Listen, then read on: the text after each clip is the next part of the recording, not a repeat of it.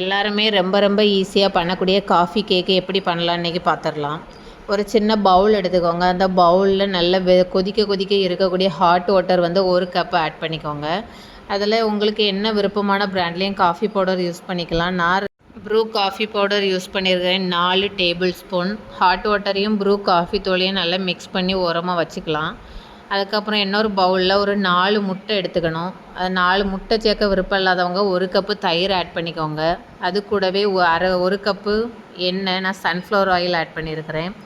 அடுத்து 1 கப்பு பால்,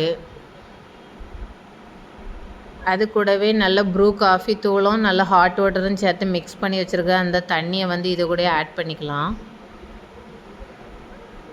அதுக்கப்புறம் 2 டீஸ்பூன் வெண்ணிலா எசன்ஸு, அடுத்து 2 கப்பு சர்க்கரை. இது அவ்வளோத்தையும் சேர்த்து இந்த தண்ணி கூடவே நல்லா சர்க்கரை கரையிற அளவுக்கு நல்லா பீட் பண்ணி விஸ்க் வச்சு நல்லா பீட் பண்ணி கரைச்சி வச்சுக்கலாம்.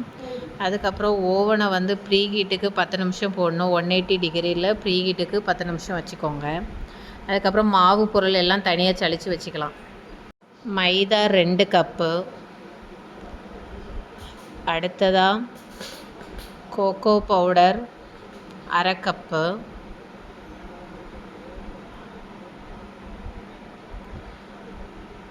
பேக்கிங் பவுடர் 2 டீஸ்பூன், அடுத்ததாக பேக்கிங் சோடா 1 டீஸ்பூன்,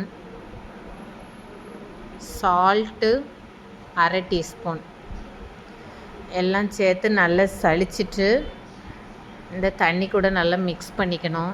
நல்லா வேகமாக மிக்ஸ் பண்ணக்கூடாது. மெதுவாக பொண்ணும் போல் மிக்ஸ் பண்ணி எடுத்தால் தான் கேக்கு நல்லா சாஃப்டாக வரும்.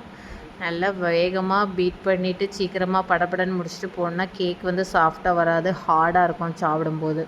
ஓவனை 180 டிகிரியில் ஒரு 30 நிமிஷம் பேக் பண்ணி கேக்கை எடுத்தால் கேக்கு நல்லா சாஃப்டாக இருக்கும். ட்ரை பண்ணி பாருங்கள். பாய்.